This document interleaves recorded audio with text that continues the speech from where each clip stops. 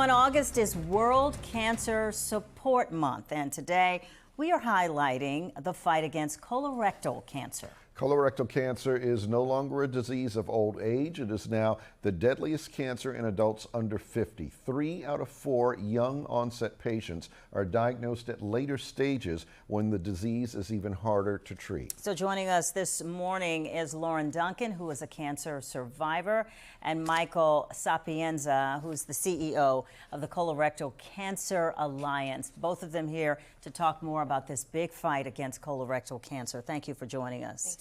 Michael, let's start with you. Is there any data that helps explain why we're seeing a rise in cases of colorectal cancer, particularly among young people? Yeah, unfortunately, we don't know yet why this is happening. Whether that's diet, is it, environmental factors, is it we didn't play it up too much in the dirt, et cetera. So what we say is if you have any symptoms, meaning blood in your stool, change in bowel habits, et cetera, and those things last for more than 3 weeks, we want to make sure that you're going in and demanding that colonoscopy as a young person. All right, Lauren, let me bring you in here. Cancer-free for 2 years now. Yes.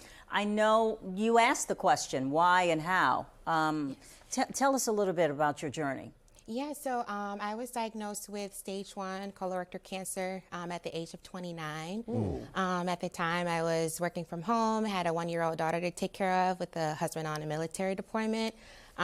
Noticed those changes in my bowel habits, went to a specialist, got in for a colonoscopy, came back with a polyp that came back as cancerous, and had to get it removed with surgery. Was it difficult for you to get in at your young age, having some? Did you have to fight a little bit for yourself, advocate? Just a little bit, because I was so young and because I had just given birth a year prior.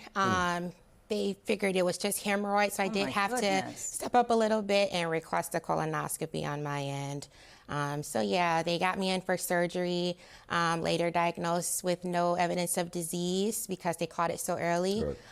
So yeah, very grateful for that. Cancer-free for how long now? 2 years. 2 years, very good. Michael, can you talk a little bit about the purpose of the Alliance's Never Too Young Task Force and Project Cure CRC? Yeah, absolutely. So Project Cure CRC is all about new treatments for colorectal cancer. We need to make sure that the 5-year metastatic survival rate is more than 15%, which is not very good.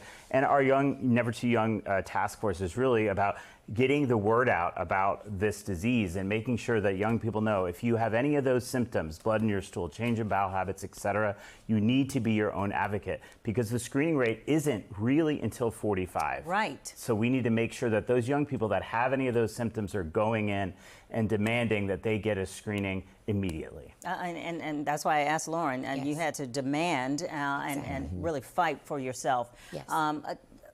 Talk about the emotional, social challenges that you had to endure and overcome with, a husband, in the military and a baby. Yeah. At the time, I didn't have too much of a community. I was living alone with family in Michigan. So those social challenges were quite difficult at the time. So I did want to gain that sense of community, reach out. I had coworkers who were cancer survivors, so I reached out to them. And that helped with those social challenges. And that's what later led me to join the Never Too Young Task Force as well, so I can make an impact.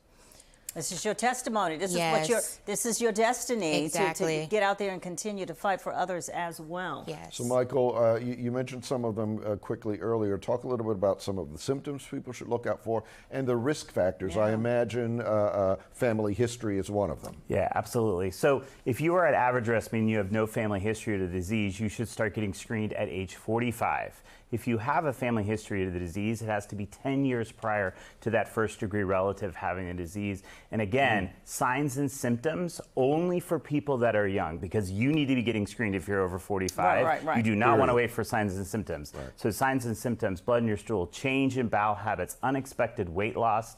Again, if those things last for more than 3 weeks, you need to get screened. GetScreened.org is a website you can go to check the different types of screening that might be right for you. GetScreened.org. Yes, ma'am. All right, I love it. Lauren Duncan, Blessings to you Thank and you. continued good health. Thank you so and much. Michael, thank you for being an advocate and a soldier in this fight.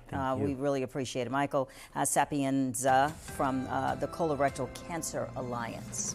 All right. Thank you both very much.